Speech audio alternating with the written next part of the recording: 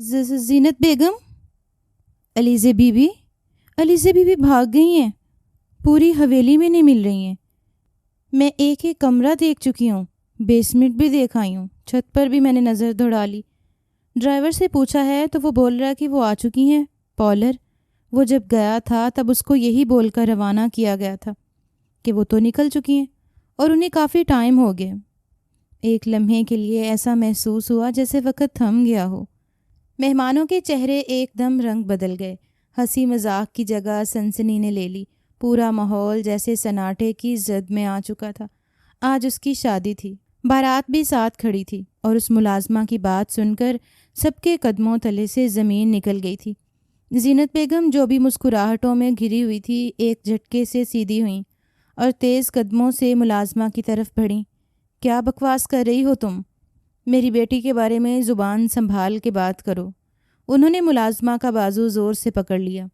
آواز اتنی بلند کہ ہال میں گونج گئی۔ شوکت صاحب بھی اپنی نشست سے اٹھے۔ ان کے چہرے پر حیرت، شرمندگی اور غصہ بیک وقت نمایاں ہو گیا۔ انہوں نے جلدی سے اپنے داماد کے والد رئیس احمد صاحب کی طرف دیکھا۔ رئیس صاحب پلیز، گھبرانے کی کوئی بات نہیں، یقیناً کوئی غلط فہمی ہوئی ہے، میں فوراً پتہ کرواتا ہوں۔ ملازمہ نے صحیح طرح سے دیکھا نہیں ہوگا، وہ گھبراہٹ کے عالم میں اپنی بیوی کی طرف بڑھے تھے۔ دل دماغ بالکل کام نہیں کر رہا تھا۔ اتنے مہمانوں کے درمیان ایسی بات ان کی عزت کو خاک کر سکتی تھی، لیکن رئیس احمد صاحب کے چہرے پر عجیب سا تناؤ تھا۔ انہوں نے نظریں چرائیں مگر مہمانوں کی آنکھیں سب کچھ دیکھ رہی تھیں۔ ساری خوشیاں لمحہ بھر میں فضا سے کھو گئیں۔ خواتین کی سرگوشیاں، مردوں کی الجھن بھرے چہرے، سب کچھ ایک بدصورتی کا عکس پیش کرنے لگا تھا۔ فوراً ہی گھر کے سارے ملازمین حرکت میں آ گئے۔ کوئی چھت کی طرف دوڑا، کوئی باغیچے کی سمت، کوئی مہمانوں کے کمروں میں جھانکنے لگا۔ ہر مقام، ہر کمرہ، ہر کونا چھان مارا گیا، لیکن علیزے جیسے زمین کھا گئی ہو یا آسمان نگل گیا۔ زینت بیگم کی آنکھوں سے آنسو رواں تھے مگر وہ ضبط کیے کھڑی تھیں۔ نہیں، میری بیٹی ایسا کچھ نہیں کر سکتی، علیزے کہیں گئی نہیں، وہ اندر ہی ہوگی کہیں۔ ان کے الفاظ جیسے خود کو جھٹلانے کی کوشش ہو۔ وہ تو اس شادی سے بے حد خوش تھی، مطمئن تھی، وہ نہیں کر سکتی ایسا۔ وہ خود کو ہی سمجھانے کی کوشش کر رہی تھی، لیکن دل اندر ہی اندر پریشان ہو رہا تھا۔ ان کی بیٹی ایک پڑھی لکھی پروفیسر تھی، بھلا ایسے کیسے وہ اتنا بڑا قدم آخری موقع پر اٹھا سکتی تھی؟ کیا اسے ایک بار بھی اپنے باپ اور ماں کی عزت کا خیال نہیں آیا؟ اس نے ایک بار بھی نہیں سوچا کہ اگر وہ بھاگ گئی تو اس کی چھوٹی بہن کی شخصیت کتنی متاثر ہوگی؟ شوکت صاحب خاموشی سے اپنے موبائل پر نمبر ملانے لگے مگر بار بار کال بند جا رہی تھی۔ پوری حویلی میں اب صرف بے یقینی، شرمندگی اور خوف کی گہری لہر تھی۔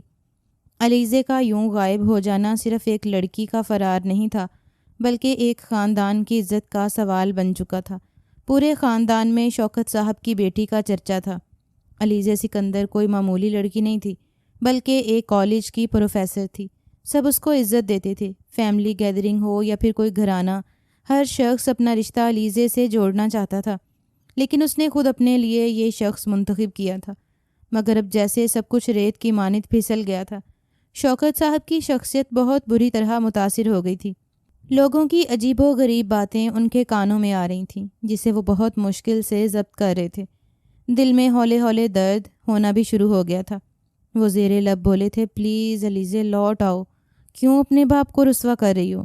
کچھ لمحے کی خاموشی کے بعد جیسے پوری حویلی میں بونجال آ گیا ہو۔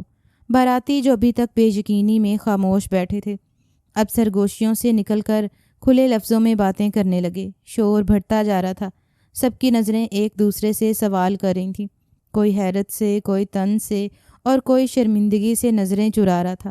اچانک دلہن کی ہونے والی ساس کھڑی ہو گئیں۔ ان کے چہرے پر غصے کی شدت سے لالیاں ابھر آئی تھیں، آواز میں طوفان بھرا ہوا تھا۔ یہ کیا تماشا لگا رکھا ہے شوکت صاحب؟ پوری برادری میں ہماری ناک کٹوا دی آپ کی بیٹی نے۔ ہم عزت دار لوگ ہیں، ایسی حرکتیں ہمارے خاندان کی عورتیں نہیں کرتیں۔ ان کی باتوں میں زہر گھلا ہوا تھا، جیسے سارا غصہ ایک ہی وار میں نکال دینا چاہتی ہوں۔ کتنی دیر سے وہ خاموش بیٹھی یہ سب تماشا دیکھ رہی تھی، دل ہی دل میں دعا بھی کر رہی تھی کہ لڑکی آ جائے۔ ان کے بیٹے کی شادی تھی، جتنی عزت لڑکی والوں کی خراب ہونی تھی اتنی بے عزتی ان کی بھی خراب ہوتی۔ لوگ طرح طرح کی باتیں بناتے ان کے بیٹے کو، پھر رشتہ نہیں ملتا کہ عین موقع پر لڑکی بھاگ گئی۔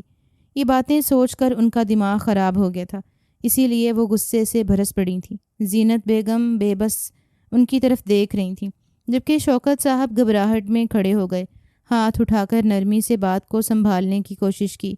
بھابھی جی پلیز تھوڑا تحمل کریں، کوئی غلط فہمی ہوئی ہوگی، علیزے شاید پالر گئی ہو، آخری وقت میں کچھ چیزیں رہ گئی ہوں گی، ہم پتہ کرواتے ہیں، پلیز سب لوگ بیٹھ جائیے۔ پالر والے بھی ابھی ٹھیک طرح سے نہیں بتا رہے، پولیس کمپلین کرنی ہوگی، آپ میری بات سمجھنے کی کوشش کریں۔ وہ دبے دبے لہجے میں ان کو قائل کرنا چاہتے تھے، آخر کو ان کی بھی بیٹی تھی، ان کی بھی عزت کا سوال تھا، اگر ان لوگوں کی عزت خراب ہو رہی تھی تو ان کی عزت پر بھی کوئی پھول نہیں چڑھا رہے تھے۔ لیکن اب کسی کو ان کی بات پر یقین نہیں آ رہا تھا۔ کچھ خواتین نے اپنی بچیوں کو بازو سے تھام کر کھڑا کر دیا، مردوں نے ہولے ہولے سر ہلانا شروع کر دیا۔ پالر گئی اب، جب نکاح ہونے والا ہے؟ کسی مرد کی آواز طنزیہ انداز میں بلند ہوئی۔ یہ سب بہانے ہیں، صاف بات کریں شوکت صاحب، بیٹی آپ کی ہے، شرمندگی ہمیں کیوں ملے؟ دوسری طرف کچھ لوگ غصے سے بڑبڑاتے ہوئے اٹھنے لگے۔ کچھ خواتین نے سر پر دوپٹہ درست کیا اور بچوں کو سنبھالتے ہوئے جانے کی تیاری کرنے لگیں۔ ایک بھاری بدن عورت نے طنزیہ ہنسی کے ساتھ کہا، ایسا تماشا پہلے کبھی نہیں دیکھا۔ لڑکی بھاگ گئی شادی والے دن اور الزام دیا جا رہا ہے پالر کو۔ ارے بہن، تمہاری بیٹی کا کردار ہی ٹھیک نہیں تھا، پہلے بتاتی کہ اتنی پڑھی لکھی لڑکی بھی ایسا گل کھلا سکتی ہے۔ زینت بیگم کو دیکھ کر وہ طنزیہ بولی تھیں۔ پاس کھڑی عائشہ نے ضبط سے اپنی ماں کا ہاتھ تھاما تھا۔ اس کی بہن اس کی آئیڈیل تھی، ہر وقت ہر کسی کے سامنے وہ بہت ہی پرجوش انداز میں بتاتی تھی کہ وہ علیزے کی بہن ہے، اور آج اسی بہن نے سب کے درمیان ان کا جینا محال کر دیا تھا۔ شوکت صاحب پسینے میں شرابور، چہرے پر بے بسی اور شرمندگی لیے سب کو روکتے رہ گئے۔ پلیز پلیز 2 منٹ دیں، علیزے مل جائے گی، میری بات کا یقین کریں، اس طرح بارات لے کر واپس نہ جائیں، میری بیٹی بدنام ہو جائے گی، خدا کے لیے ٹھہر جائیں، اللہ کا واسطہ۔ ان کا بس نہیں چل رہا تھا کہ وہ باراتیوں کے پاؤں پکڑ لیں، مگر اب سب کچھ ریت کی مانند پھسلتا ہوا محسوس ہو رہا تھا۔ باراتی کسی صورت رکنے کے موڈ میں نہیں تھے، سب ایک ایک کر کے حویلی سے باہر جانے لگے۔ ایک شور، ایک ہنگامہ، ایک طوفان پیچھے چھوڑ گئے، اور ایک ایسی بدنامی پیچھے چھوڑ گئے جس میں صرف اور صرف رسوائی اب ایک لڑکی کی ہونی تھی۔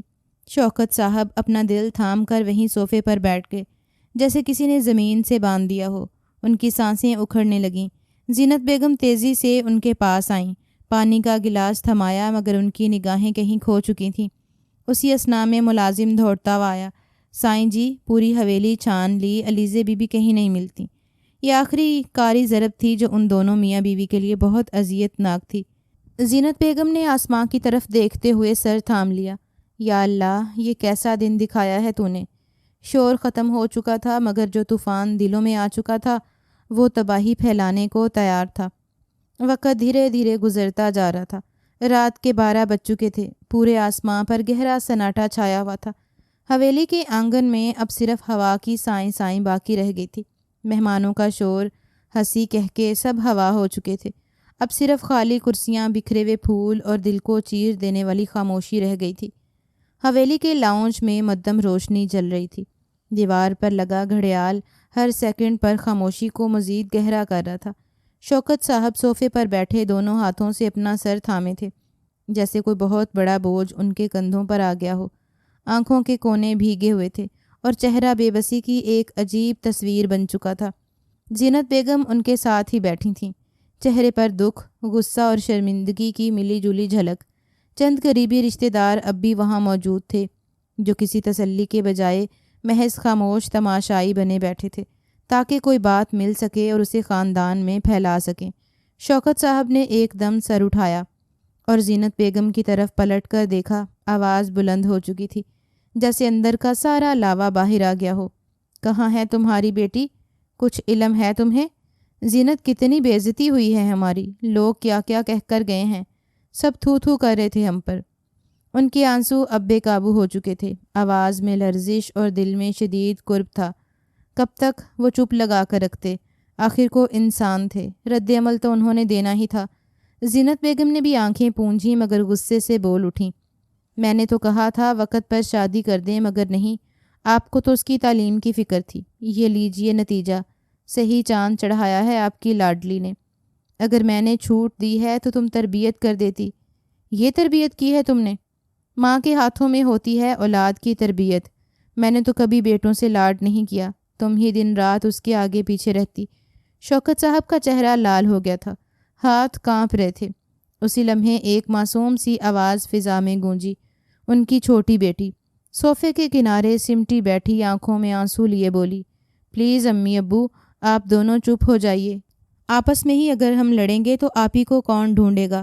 وہ جہاں بھی ہو اکیلی ہے، ڈری ہوئی ہوگی، ہم اس کے ساتھ کیا ہوا ہے یہ جانے بغیر اس پر الزام لگا رہے ہیں۔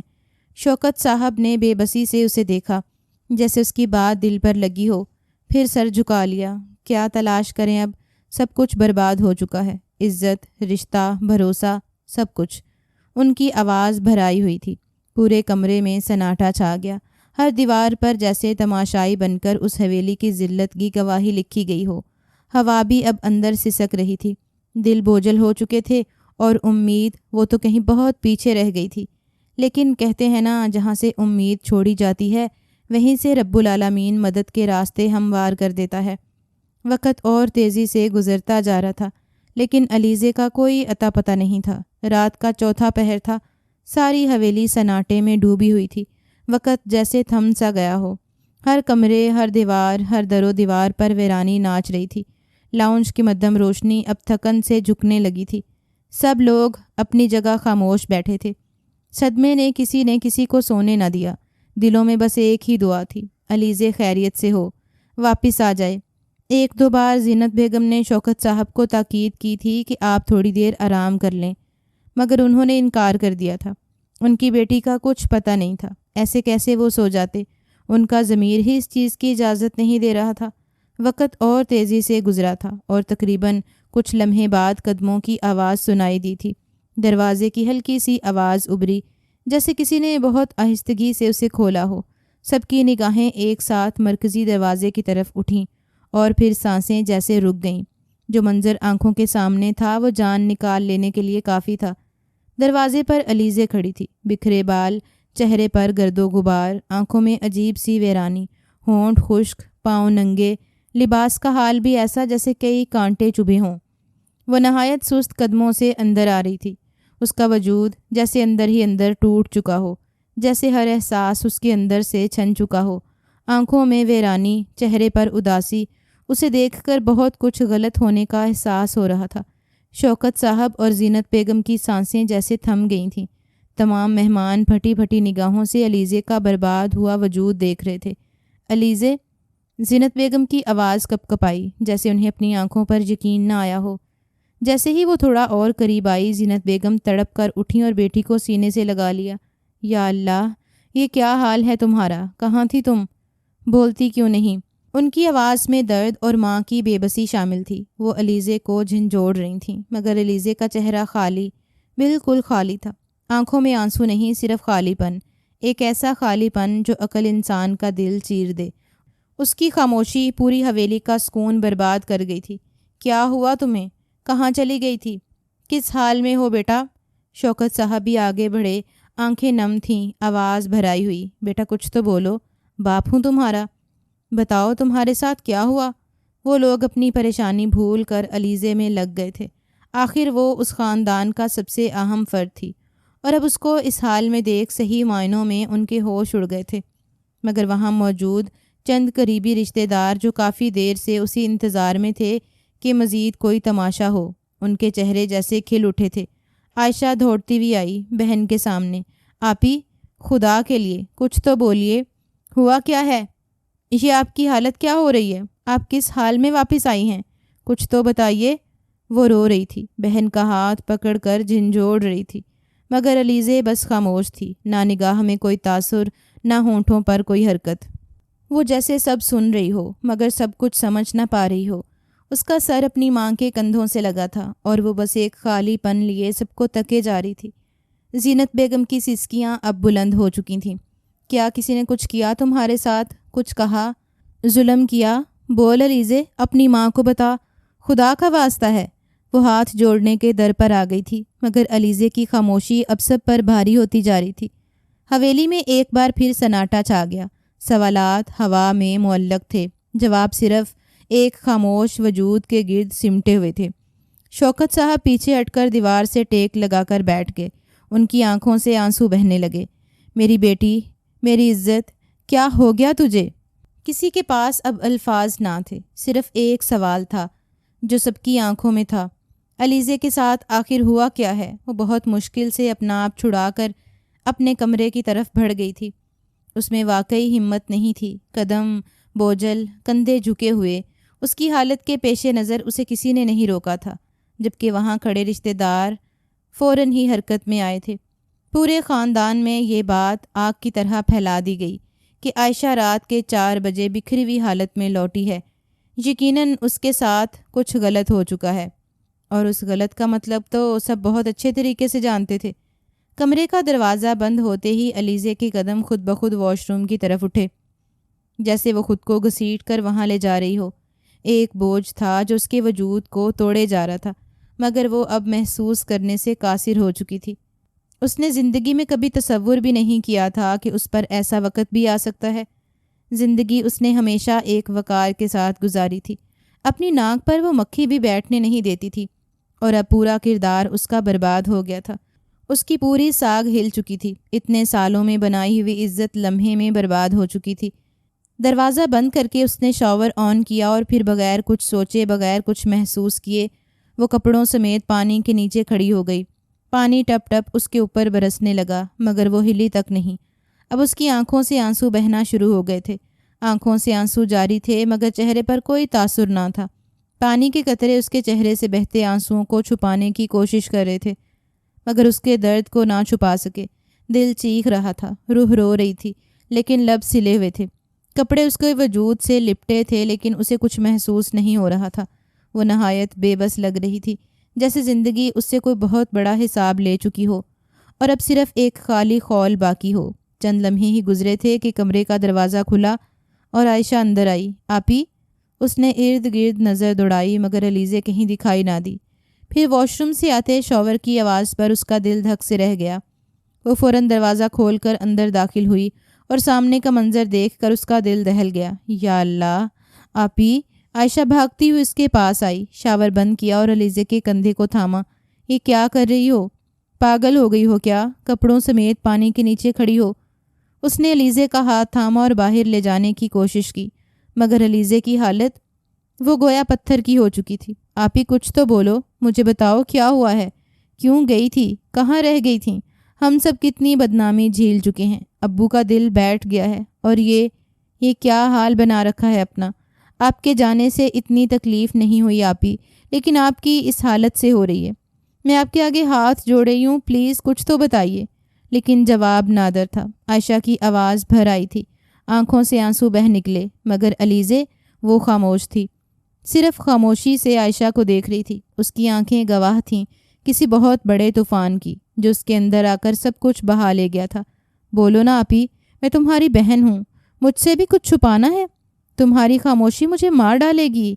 عائشہ نے اسے زور سے جھنجھوڑا، لیکن علیزے کی نظریں بس اسے دیکھ رہی تھیں، جیسے وہ اسے پہچاننے کی کوشش کر رہی ہو، جیسے وہ سب بھول چکی ہو، یا شاید سب یاد ہے مگر الفاظ مر چکے ہیں۔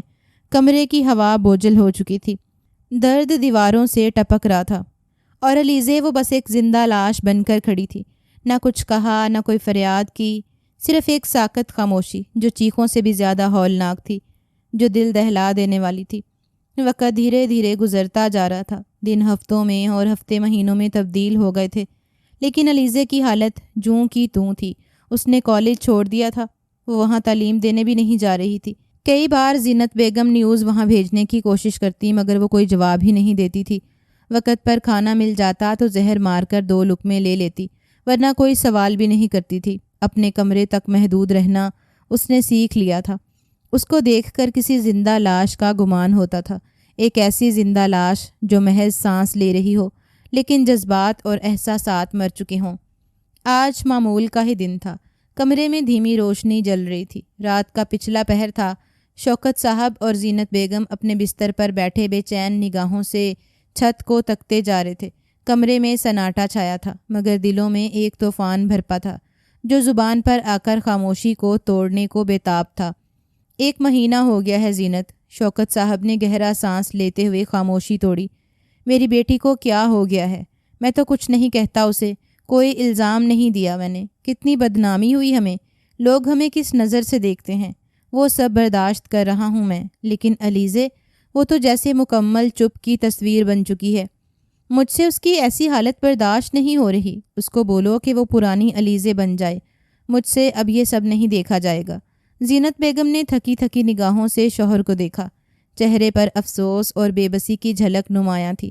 میں نے بھی کتنی کوشش کی ہے شوکت اسے باتوں میں لانے کی، کبھی نرم لہجے میں، کبھی غصے میں، کبھی ماں بن کر، کبھی دشمن بن کر، تانے دیے، جھنجھوڑا، مگر وہ بس ایک خاموش چہرہ لیے گھومتی ہے، نہ کچھ پوچھتی ہے، نہ جواب دیتی ہے۔ شوکت صاحب نے اپنا سر تھام لیا، آنکھوں میں نمی اتر آئی۔ زینت پلیز، اسے اب تانے مت دو، میری بچی اتنی بری نہیں ہے، میں جانتا ہوں وہ بہت اچھی ہے، اس کی تربیت میں کوئی کمی نہیں تھی۔ ہاں، حالات شاید ایسے ہو گئے تھے کہ وہ خود بھی بے بس ہو گئی ہے۔ زینت بیگم خاموش ہو گئیں، کچھ دیر بعد آہستہ سے بولی، کیا کریں شوکت، کچھ تو سوچنا ہوگا، وہ دن بدن اور خالی ہوتی جا رہی ہے۔ میں تو ڈرنے لگی ہوں اس کی خاموشی سے، خدا نہ کرے کسی دن ہم لوگوں کی غیر موجودگی میں اس نے اپنے ساتھ کچھ کر لیا تو ہم کہیں کے نہیں رہیں گے۔ شوکت صاحب ان کی بات سن کر بولے تھے، میں نے کل ایک عورت کو بلایا ہے، شوکت صاحب نے دھیمی آواز میں کہا، رشتہ لے کر آ رہی ہے، سوچا ہے شاید کوئی مناسب بات بن جائے، علیزے کو ایک نیا آغاز مل جائے۔ زینت بیگم نے چونک کر انہیں دیکھا، رشتہ؟ کیسا رشتہ؟ کس کا ہے؟ کون ہے وہ لڑکا؟ کس خاندان سے ہے؟ اور اس کی ماں، کیا انہیں علم ہے ہماری بیٹی کے ساتھ کیا ہو چکا ہے؟ شوکت، آپ دیکھ لینا، اگر اس نے کل آ کر علیزے کو کچھ بھی کہا تو وہ بہت ہرٹ ہو جائے گی، پہلے ہی اس کے کان میں ہر حقیقت ڈال دیں تاکہ بعد میں پریشانی کا سامنا نہ کرنا پڑے۔ شوکت صاحب نے ہلکی سی بے چینی سے رخ موڑا، بس اتنا معلوم ہے کہ لڑکا اچھا ہے، پڑھا لکھا ہے، کہیں باہر ملازمت کرتا ہے، کل وہ لوگ خود آ کر ملیں گے، وہیں سب بات ہو جائے گی، لیکن ہمیں لڑکے کی ماں سے بات کرنی چاہیے، وہی سب کچھ بتا سکتی ہے۔ زینت بیگم نے تشویش سے کہا، ابھی تو بس عورت آ رہی ہے رشتہ لے کر، ہو سکتا ہے کہ لڑکا اور اس کی ماں بھی آ جائے، کل دیکھتے ہیں، بیٹھ کر اچھی طرح بات کر لیں گے، اگر سب ٹھیک ہوا تو شاید علیزے کی زندگی میں کوئی روشنی لوٹ آئے۔ شوکت صاحب کی آواز میں امید کی ایک ہلکی سی رمق تھی جو زینت بیگم کے چہرے پر بھی تھوڑا سکون لے آئی تھی، مگر دونوں کی آنکھوں میں یہ سوال اب بھی زندہ تھا کہ 1 مہینے کی خاموشی آخر کس سچ کو چھپائے ہوئے تھی۔ وقت دھیرے دھیرے گزرتا جا رہا تھا، اگلی صبح کا سورج پوری آب و تاب سے چمکا تھا، دوپہر کی دھوپ کھڑکی سے اندر جھانک رہی تھی، مگر لاؤنج میں ایک عجیب سی ٹھنڈک، خاموشی اور سنجیدگی کا راج تھا۔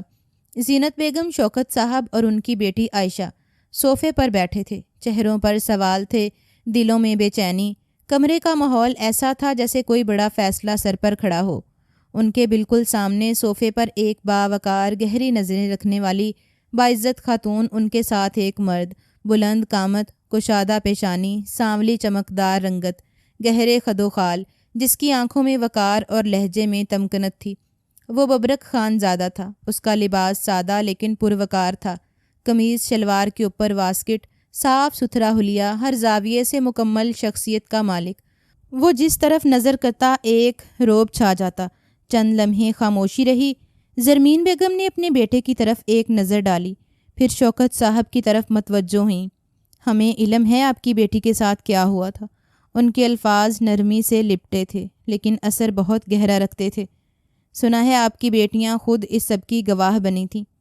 شوکت صاحب نے سر جھکا لیا، ان کے چہرے پر شرمندگی اور دکھ کا سایہ چھا گیا، اور زینت بیگم نے لب بینچ لیے۔ زرمین بیگم نے بات جاری رکھی، خیر، میں آپ کے زخموں پر نمک نہیں چھڑکنا چاہتی، میری یہاں آنے کی وجہ کچھ اور ہے۔ انہوں نے ایک پل کو خاموشی اختیار کی، پھر گہری سانس لی۔ میں اپنے ببرک کے لیے آپ کی بیٹی کا رشتہ لے کر آئی ہوں۔ زینت بیگم اور شوکت صاحب نے چونک کر ان کی طرف دیکھا۔ عائشہ کا چہرہ حیرت سے کھلا رہ گیا۔ ہمیں ایک پڑھی لکھی، سلجھی ہوئی، سمجھدار لڑکی کی تلاش تھی۔ میری یہ خواہش ہے کہ ببرک کی زندگی میں کوئی ایسی عورت آئے جو اس کا خیال رکھ سکے، اس کے ساتھ چل سکے اور اس خاندان کا وارث پیدا کر سکے۔ ان کی نظریں ببرک خان زادہ پر پڑیں جو بالکل خاموش بیٹھا تھا، چہرے پر کوئی گھمنڈ یا غرور نہیں، صرف ایک سادگی اور گہری سوچ کا عکس۔ زرمین بیگم نے بات بڑھائی، یہ میرا اکلوتا بیٹا ہے۔ پہلی شادی اس کے والد نے اپنی پسند سے کروائی تھی، گاؤں کی ایک لڑکی سے۔ بدقسمتی سے وہ اولاد کے قابل نہ نکلی۔ ببرک نے کبھی کوئی شکایت نہیں کی، نہ زبان کھولی، مگر اب ہمیں اپنے خون کی نسل آگے بڑھانی ہے۔ انہوں نے شوکت اور زینت کی طرف سنجیدگی سے دیکھا۔ اسی لیے ہم چاہتے ہیں کہ آپ کی بیٹی کو اس کی زندگی کا نیا آغاز ملے۔ مگر وہ لمحہ بھر رکیں۔ مگر ہماری ایک شرط ہے۔ شوکت صاحب اور زینت بیگم دونوں کے چہروں پر سنجیدگی مزید گہری ہو گئی۔ ان کی نظریں ایک ساتھ زرمین بیگم پر جمی رہیں۔ کمرے میں ایک پل کو سناٹا طاری ہو گیا، صرف دلوں کی دھڑکنوں کی آواز باقی رہ گئی۔ لاؤنج کی فضا اب قدرے بوجھل ہو چکی تھی، باہر ہلکی سی دھوپ اب اندر کا ماحول مزید اجاگر کر رہی تھی، مگر اندر بیٹھے سب افراد کی نظریں اور توجہ صرف آنے والے جملوں پر مرکوز تھیں۔ زرمین خانزادہ کی آنکھوں میں غرور اور انداز میں برتری صاف جھلک رہی تھی۔ انہوں نے کرسی پر ذرا سا جھکتے ہوئے نرمی سے لپٹے کڑوے الفاظ ادا کیے۔ ہمیں آپ کی بیٹی کے ماضی کا بخوبی علم ہے، بدنام زمانہ کہیے یا جو بھی، مگر ہمارا ببرک خانزادہ وہ ایک عزت دار جدی پشتی رئیس ہے۔ اس کا کاروبار ملک بھر میں پھیلا ہوا ہے اور ہمارے خاندان میں کبھی بھی ایسے معاملات کی اجازت نہیں دی جاتی، لیکن پھر بھی ہم نے اس رشتے کے لیے حامی بھری ہے۔ وجہ اس کا ایجوکیٹڈ ہونا ہے۔ زینت بیگم کا چہرہ تن گیا، وہ بھی کچھ کہنے ہی لگی تھیں کہ زرمین بیگم نے اپنی بات جاری رکھی۔ بس ہمیں حق مہر اور زیور میں تھوڑی رعایت درکار ہے۔ آپ سمجھ سکتی ہیں اتنے بڑے خاندان میں بھی کچھ معاملات نرمی سے حل کرنا پڑتے ہیں۔ یہ جملے سنتے ہی زینت بیگم کی آنکھوں میں ایک چمک لہرائی، مگر غصے کی۔ انہوں نے بے ساختہ کہا، مگر بہن یہ تو لڑکی کی سیفٹی ہوتی ہے، ایک ماں کی دل کی تسلی، اور پھر ہماری بیٹی جس اذیت سے گزری ہے، کیا آپ سمجھ سکتی ہیں؟ ہمیں یہ سیفٹی ضروری ہے۔ زرمین بیگم ہلکا سا مسکرائیں، مگر وہ مسکراہٹ نرمی کی نہیں، طنز کی تھی۔ دیکھیے، مرضی آپ کی ہے، ہمارے ببرک کے لیے لڑکیوں کی کمی نہیں، بس ہمیں لگا کہ شاید آپ کی بیٹی کو ایک عزت دار نام دے کر ہم کچھ اچھا کر لیں، مگر رعایت ہمیں چاہیے ہوگی، یہی ہماری شرط ہے۔ شوکت صاحب جو اب تک خاموش تھے آہستہ سے بولے، بہن جی آپ بات کو غلط رخ پر لے جا رہی ہیں۔ ہم کوئی ضد نہیں کر رہے، صرف انصاف چاہتے ہیں۔ ایک باپ ہونے کے ناطے میری بیٹی کے لیے میں بہتر کا خواہاں ہوں۔ مگر زرمین خانزادہ نے ان کی بات کاٹتے ہوئے کہا، اور میں بھی ایک ماں ہوں، اپنے بیٹے کے لیے میں بہتر دیکھ رہی ہوں۔ اگر ایک بدنام لڑکی کو اپنی بہو بنا رہی ہوں تو مجھے کچھ نہ کچھ تو تحفظ چاہیے نا۔ اس دوران ببرک خانزادہ خاموشی سے بیٹھا رہا، اس کے چہرے پر کوئی تاثر نہیں تھا۔ وہ نہ مداخلت کر رہا تھا نہ ہی تائید، بس آنکھیں جھکائے سب سن رہا تھا۔ کچھ لمحے خاموشی میں گزرے، پھر زینت بیگم نے قدرے سخت لہجے میں کہا، ٹھیک ہے، ہمیں سوچنے کا وقت دیجیے، ہم آپ کو فون کر دیں گے۔ جی بہتر۔ زرمین خانزادہ نے گردن ہلائی اور وہ دونوں چائے کی پیالی ختم کر کے آہستہ سے اٹھ کھڑے ہوئے۔ دروازہ بند ہوا اور لاؤنج کی فضا ایک بار پھر ویران ہو گئی، جیسے کچھ لمحے پہلے وہاں موجود غرور، تلخی اور سوال سب کچھ چھوڑ کر جا چکے ہوں۔ مگر ایک بوجھ پیچھے رہ گیا تھا، ایک ایسا بوجھ جس میں صرف اور صرف اذیت ہی اذیت تھی۔ رات کی سیاہی آسماں کو ڈھانپے ہوئے تھی۔ حویلی کے لاؤنج میں زرد روشنیوں کی ہلکی ہلکی ٹمٹماتی روشنی نے کمرے کو مدھم سا چمکا دیا تھا۔ علیزے ایک ماہ کی مکمل خاموشی کے بعد آج بھی وہی پرانی کرسی پر بیٹھی تھی، ساکت بے جان، نظریں زمین میں گاڑے، جیسے وہ کوئی اور جہاں دیکھ رہی ہو۔ زینت بیگم صوفے پر بیٹھی بیٹی کو ایک نظر دیکھ کر بولیں، ایسی جگہ رشتہ کرنے سے بہتر ہے کہ ہم اپنی بیٹی کو اپنے پاس ہی رکھیں۔ کیا عزت ملے گی اسے وہاں؟ جس ماں کا لہجہ ابھی سے زہر آلود ہو، کل کو کیا قیامت ڈھائے گی؟ عائشہ فوراً بول پڑی، امی آپ بالکل ٹھیک کہہ رہی ہیں، بے شک لڑکا بہت خوبصورت ہے، بہت شاندار شخصیت ہے، مگر اس کی ماں، وہ ہم سب کے سامنے تذلیل کر کے گئی ہیں۔ آج جب اس کے سامنے ہماری عزت کی کچھ وقت نہیں، کل کو تو وہ علیزے آپی کو ہر وقت رسوا کرے گی۔ ہم کیوں اسے ایسی جہنم میں دھکیلیں؟ شوکت صاحب جو تکیے سے ٹیک لگائے گہری سوچ میں تھے دھیرے سے بولے، رہنے دیتے ہیں، عزت سے بڑھ کر کچھ نہیں، ہماری بیٹی پر جو بیت چکی ہے بس وہی کافی ہے۔ فضا میں ایک بوجھل خاموشی چھا گئی، مگر پھر جیسے کسی مردہ دل میں دھڑکن لوٹی ہو۔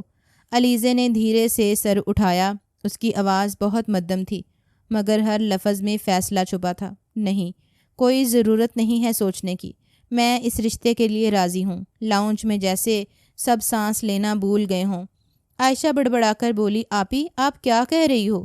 پورے 1 مہینے بعد وہ سب کے سامنے بولی تھی، لیکن جو بولی تھی وہ ان سب کی سوچ سے بالا تر تھا۔ شوکت صاحب بھی فوراً سیدھے ہو کر بیٹھے۔ نہیں بیٹا، تم ہم پر بوجھ نہیں ہو، جو ہونا تھا سو ہو گیا، وہ تمہارا نصیب تھا، مگر اب ہم تمہیں دوبارہ کسی آزمائش میں نہیں ڈالیں گے۔ وہ شفقت بھرے لہجے میں بولے تھے۔ انہیں عائشہ سے زیادہ علیزے عزیز تھی۔ یہی وجہ تھی کہ اتنا بڑا سانیہ ہونے کے بعد بھی انہوں نے ایک بار بھی اپنی اولاد کو یہ نہیں بولا تھا کہ تمہاری وجہ سے میں کتنا رسوا ہوا ہوں، کتنے لوگوں نے میرے کردار پر تھو تھو کی ہے، میری عزت مٹی مٹی ہو گئی۔ علیزے کی آنکھوں میں ایک ایسی تھکن تھی جو شاید روح تک اتری ہو۔ اس کی آواز اب بھی دھیمی مگر پرعزم تھی۔ بابا، یہ بھی میرا نصیب ہے، شادی تو میری کبھی نہیں ہوگی، میں جانتی ہوں، مگر میں محض بوجھ بن کر نہیں جینا چاہتی، بس یہ چاہتی ہوں کہ آپ لوگ رضامندی دے دیں۔ زینت بیگم نے آگے بڑھ کر بیٹی کا ہاتھ تھامنا چاہا مگر علیزے نے نرمی سے ہاتھ چھڑوا لیا۔ اب بات ختم کریے، مجھے سونا ہے۔ یہ کہہ کر وہ دھیرے دھیرے قدم اٹھاتی آنکھوں میں نمی لیے اپنے کمرے کی طرف بڑھ گئی۔ پیچھے رہ جانے والے ماں، باپ اور بہن کی نظریں بس اس کی کمر پر جمی رہیں اور لاؤنج میں ایک بار پھر گہری خاموشی چھا گئی، مگر اب یہ خاموشی بے بسی کی تھی، فیصلے کی تھی اور شاید ایک نئی قربانی کی تھی۔ وہ ایسی ہی تھی، بعض اوقات اچانک ایسے فیصلے کر جاتی تھی کہ اگلا بندہ دھنگ رہ جاتا تھا۔ پورا 1 مہینہ وہ خاموش رہی تھی، ابھی بھی بہت مشکل سے اسے باہر بلایا گیا تھا، اور اب جو بات اس کے سامنے آئی اس پر وہ خاموش نہیں رہی اور بے وقت بول پڑی کہ وہ راضی ہے۔ حالانکہ اس کی فیملی میں اب کوئی بھی رضامند نہیں تھا۔ ببرک خان زادہ ولا کے شاندار مگر سنسان لاؤنج میں صوفے پر ٹیک لگائے بیٹھا تھا۔ سامنے زرمین بیگم پورے وقار اور رونق سے بیٹھی تھیں، ہاتھ میں قیمتی چینی کی پیالی جس سے ہلکی ہلکی چائے کی بھاپ اٹھ رہی تھی۔ خاموشی کو ببرک کی کھنکتی بے چین آواز نے توڑا۔ امی، جب وہ لڑکی اتنی بدنام ہے تو آپ میری شادی اس سے کیوں کروا رہی ہیں؟ اس کی پیشانی پر بل اور آنکھوں میں الجھن صاف نمایاں تھی۔ میرا نہیں خیال ہمیں اسے اپنے گھر کی عزت بنانا چاہیے۔ معاشرے میں ہماری ایک پہچان ہے، ایک مقام ہے، میرا اپنا بزنس سرکل ہے، بابا کی ساکھ ہے گاؤں میں۔ اگر کسی کو علم ہو گیا کہ میں ایسی لڑکی کو اپنی بیوی بنا چکا ہوں جو اپنی شادی کی رات اغوا ہو گئی تھی اور پھر کافی دیر تک غائب رہی، تو لوگ کیا سوچیں گے؟ اسے بالکل بھی علیزے کے کردار کے بارے میں علم نہیں تھا۔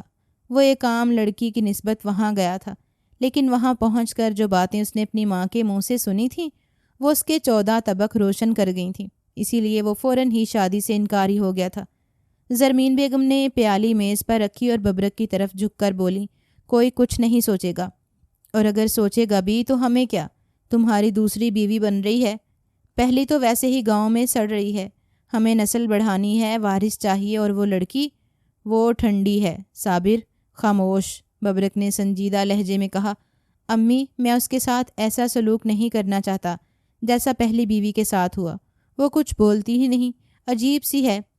زرمین بیگم نے ہلکی سی ہنسی کے ساتھ آنکھیں گھما کر کہا، اسی لیے تو پسند آئی ہے مجھے، تم جیسے مرد کو ایسی ہی عورت راس آتی ہے جو بولے کم، برداشت زیادہ کرے۔ اور رہی بات اس کی عظمت کی، تو ہمیں پتہ ہے وہ اب کنواری نہیں رہی ہوگی، مگر ہمیں فرق نہیں پڑتا، فرق انہیں پڑتا ہے جنہیں کردار سے زیادہ پردے کی فکر ہوتی ہے۔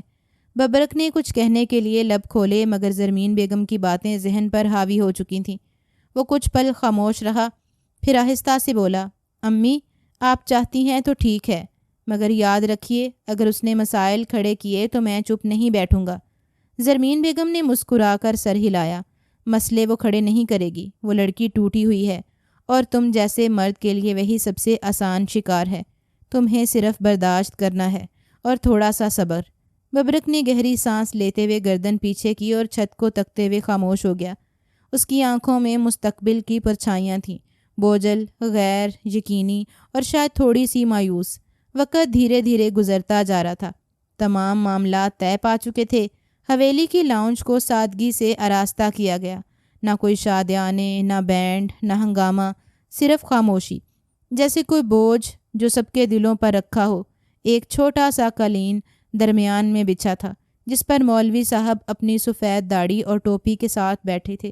چند قریبی رشتہ دار، شوکت صاحب، زینت بیگم، عائشہ اور ببرک کی ماں زرمین بیگم موجود تھیں۔ ببرک سفید کرتا شلوار میں چپ چاپ ایک کونے میں بیٹھا تھا، چہرے پر سنجیدگی اور آنکھوں میں خالی پن۔ مولوی صاحب نے نکاح کا خطبہ پڑھنا شروع کیا۔ سب آنکھیں جھکائے خاموشی سے سن رہے تھے۔ مولوی صاحب نے سوال کیا، بیٹی علیزے شوکت، کیا آپ کو ببرک خانزادہ ولد سردار خانزادہ حق مہر 50,000 روپے میں نکاح قبول ہے؟ پورا لاؤنج جیسے سانس لینا بھول گیا۔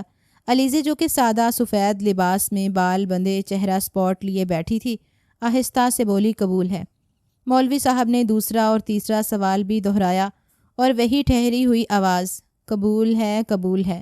پھر مولوی صاحب نے ببرک کی طرف دیکھا، بیٹا ببرک خانزادہ، کیا آپ کو علیزے شوکت کا نکاح حق مہر 50,000 روپے میں قبول ہے؟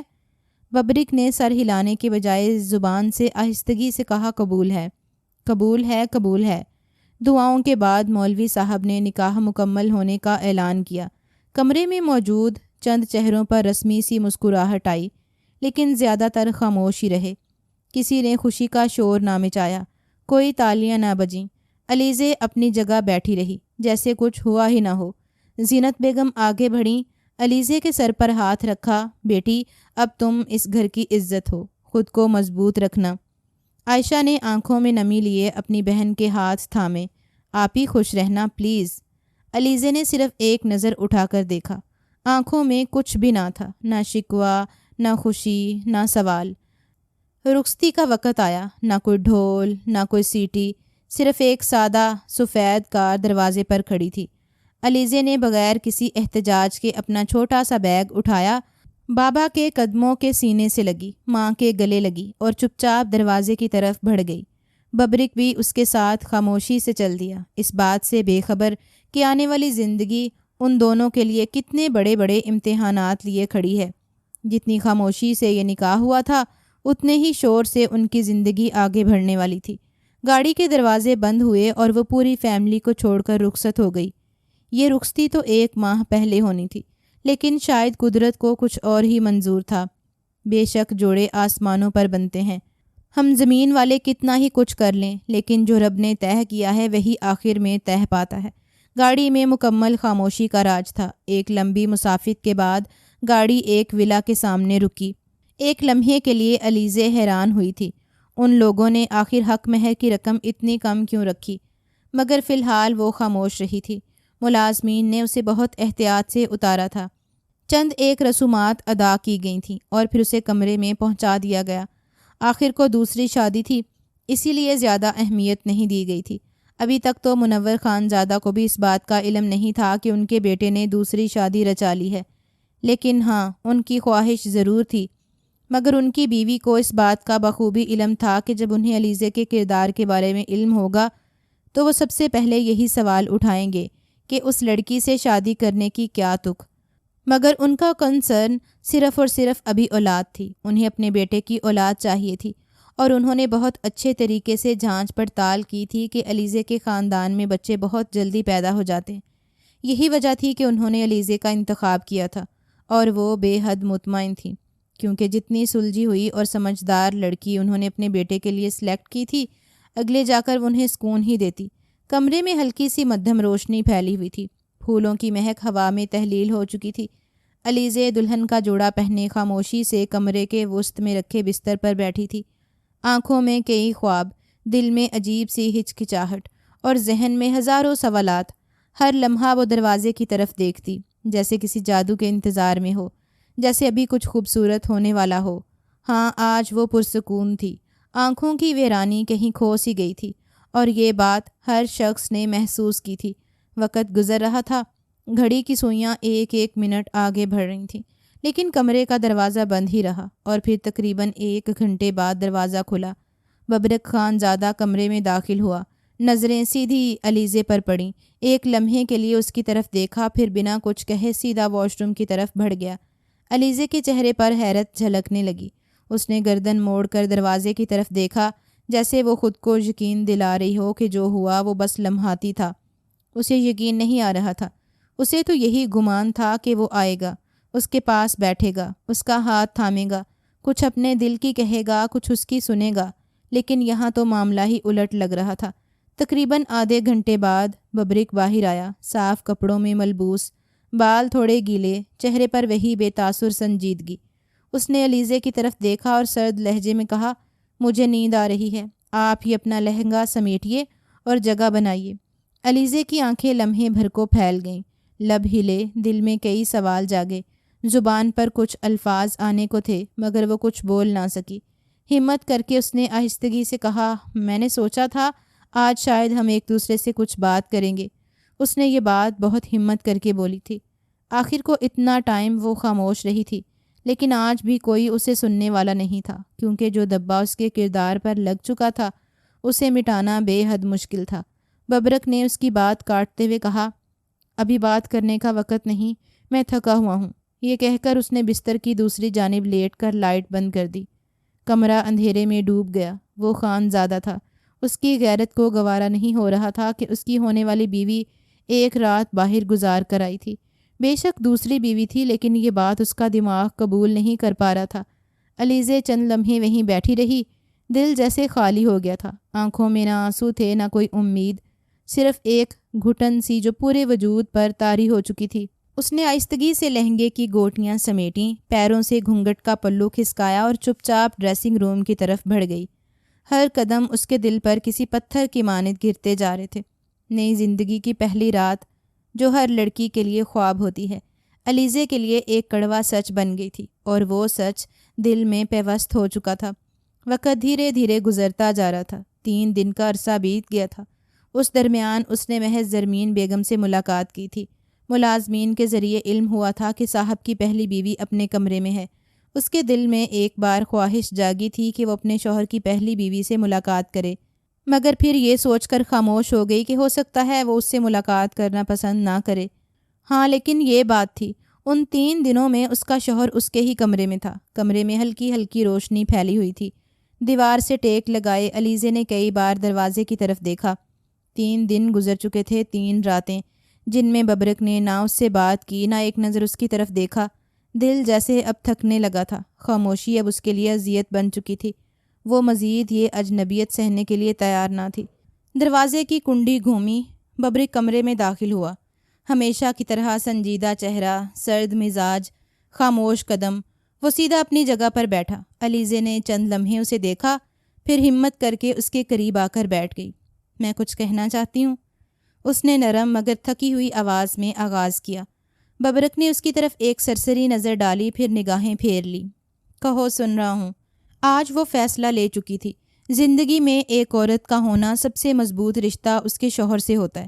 یہی وجہ تھی کہ اس نے اتنے وقت بعد بھی صرف اور صرف اپنے رشتے کے لیے آواز اٹھائی تھی، اپنی بات چیت اپنے شوہر سے شروع کی تھی، اور وہ ایک پروفیسر تھی۔ علم کی کتاب اس کے دل میں موجود تھی، اسے ہر شے کا علم تھا۔ بھلا کیسے وہ میاں بیوی کے مقدس رشتے کے بارے میں نہ جان پاتی؟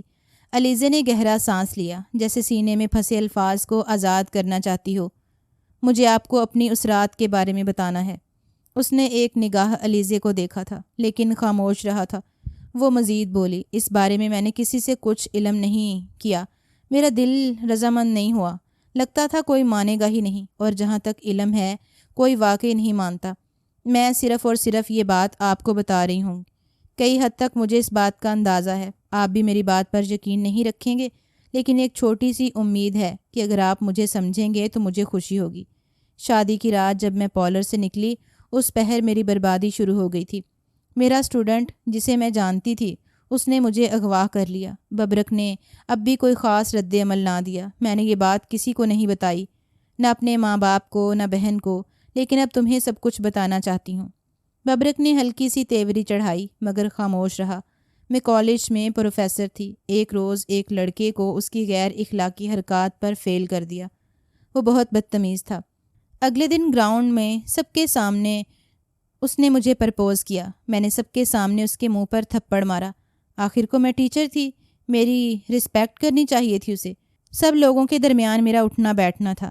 ہر شخص مجھے جانتا تھا کہ مس علیزے کیسی طبیعت کی مالک ہیں، لیکن وہ بدتمیز ہمیشہ اپنی حد پار کرتا تھا، ہمیشہ مجھے اتنا زج کر دیتا تھا کہ میں تپ اٹھتی تھی۔ اب ببرک کی نظریں اس پر مرکوز ہوئیں، مگر وہ کچھ نہ بولا۔ اس دن کے بعد اس نے میرا پیچھا کرنا شروع کر دیا۔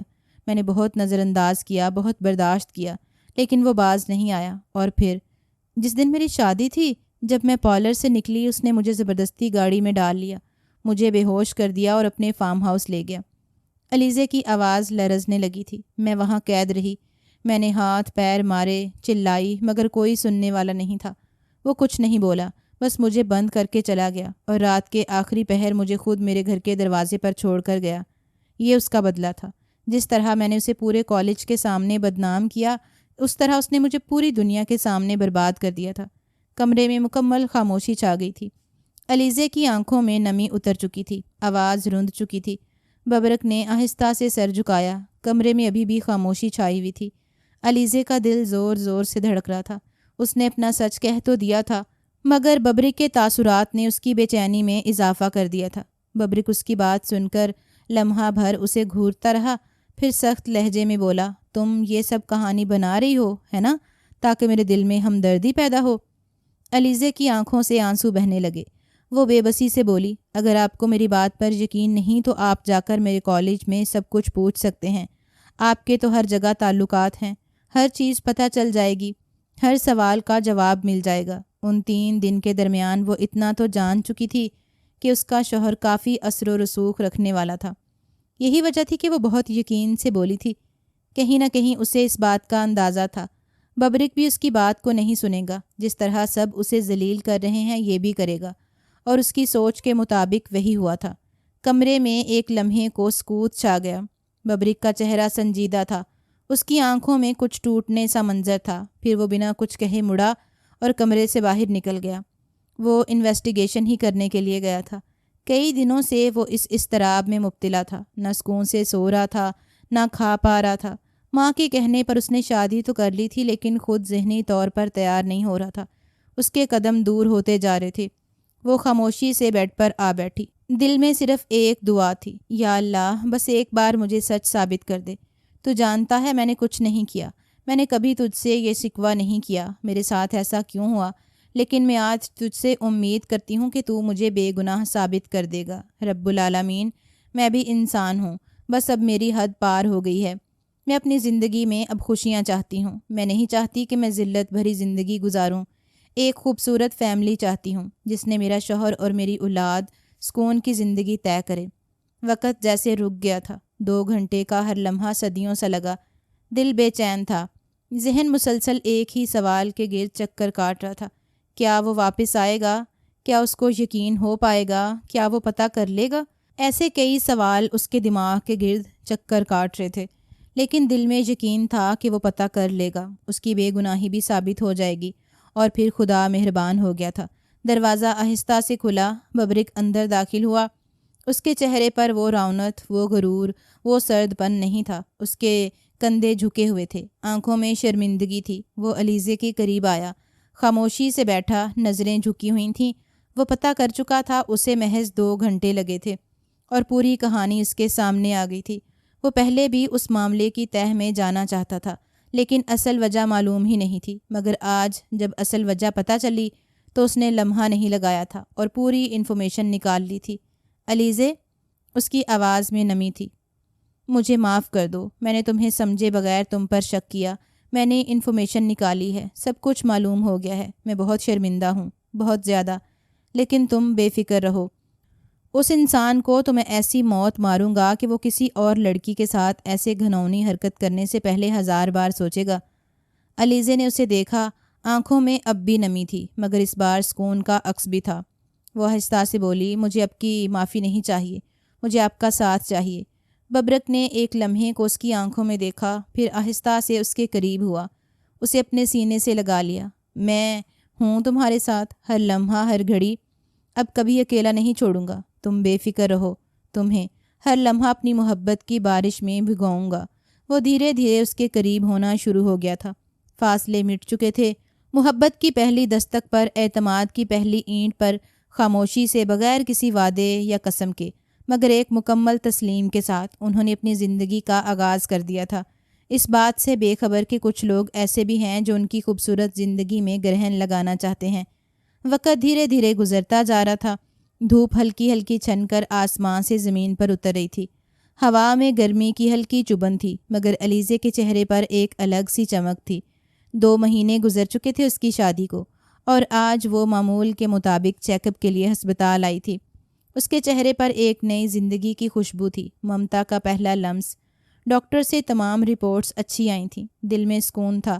چلو احمد، گھر چلتے ہیں، علیزے نے ڈرائیور سے کہا، اور اپنی فائل سینے سے لگائے ہسپتال کے مین گیٹ کی طرف بڑھ گئی۔ گیٹ سے چند قدم دوری پر ہی گاڑی کھڑی تھی، مگر اچانک سب کچھ جیسے تھم گیا۔ ایک سیاہ رنگ کی گاڑی اس کے سامنے آ کر رکی، دروازہ کھلا اور 2 نقاب پوش مرد بجلی کسی تیزی سے باہر نکلے۔ علیزے کو کچھ سمجھنے کا موقع ہی نہ ملا۔ ایک نے اس کے منہ پر رومال رکھا اور دوسرے نے بازوؤں سے پکڑ کر اسے گاڑی کے اندر دھکیل دیا۔ چھوڑو مجھے، کون ہو تم؟ علیزے کی آواز گھٹتی جا رہی تھی، سانسیں رکنے لگیں، آنکھوں کے آگے اندھیرا چھا رہا تھا۔ ڈرائیور چیخا، بی بی جی، بی بی جی، لیکن نقاب پوشوں نے پستول دکھا کر اس کی طرف اشارہ کیا۔ اگر زبان کھولی تو یہیں مار ڈالیں گے، اور وہ خوف سے پیچھے ہٹ گیا۔ گاڑی ایک لمحے میں غائب ہو چکی تھی، آغاز بربادی ہو گیا تھا۔ دوسری جانب ولا کے اندر شازیہ آئینے کے سامنے کھڑی ہونٹوں پر لپسٹک پھیر رہی تھی، اور ساتھ ہی فون پر کسی سے سرگوشی میں بات کر رہی تھی۔ کام ہو گیا؟ فون کی دوسری طرف آواز آئی، ہاں میڈم، جیسا پلان تھا ویسا ہی ہوا، اب کوئی نہیں بچائے گا اسے۔ شازیہ کی آنکھوں میں سکون اور چہرے پر ایک شیطانی مسکراہٹ ابھری۔ بہت اچھے، اب ببرک کو پتہ چلے گا کہ اس کی محبوبہ کو بچانا اتنا آسان نہیں۔ اس نے فون بند کیا اور کھڑکی کے پردے کے پیچھے سے لان کی طرف دیکھا، جہاں ببرک اپنے موبائل پر مسکرا کر علیزے کو کوئی میسج بھیج رہا تھا۔ مسکرا لو جتنا مسکرا سکتے ہو، اب وہ مسکراہٹ ہمیشہ کے لیے ختم ہونے والی ہے، شازیہ نے دل ہی دل میں کہا، اور اپنے نازک ہاتھوں سے پردہ ہٹا کر روشنی کو اندر آنے دیا، مگر اس کی نیت میں صرف اندھیرا تھا۔ اسی لمحے ببرک کا فون بجا۔ اسکرین پر احمد ڈرائیور کا نمبر دیکھ کر وہ حیران ہوا۔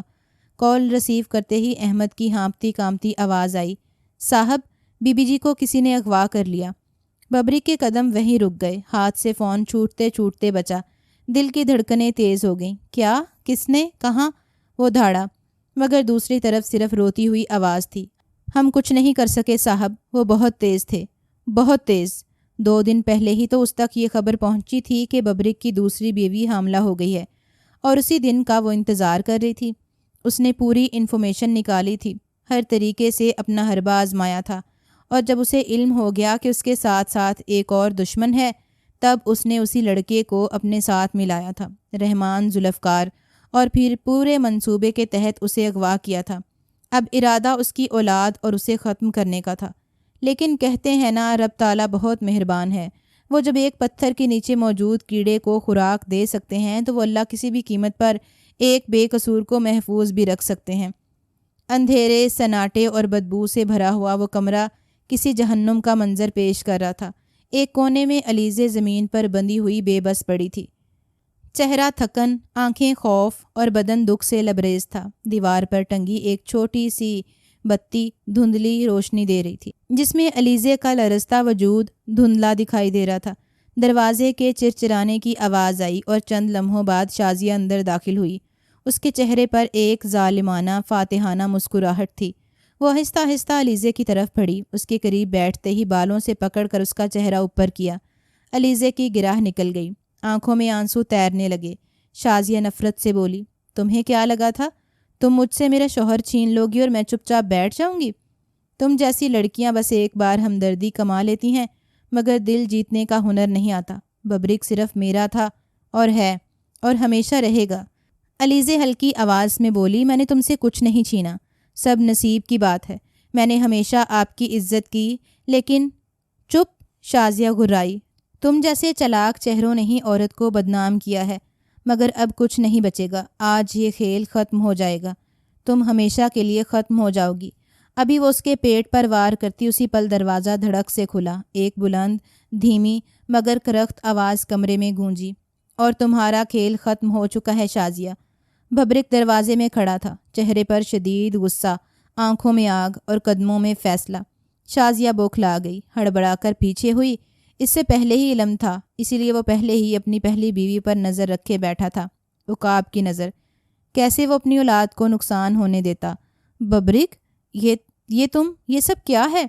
یہ لڑکی خود یہ تماشا لگا رہی ہے اور مجھے پھنسا رہی ہے۔ شازیہ نے جھوٹ کا سہارا لیا اور فوراً چھری پھینک کر کھڑی ہو گئی۔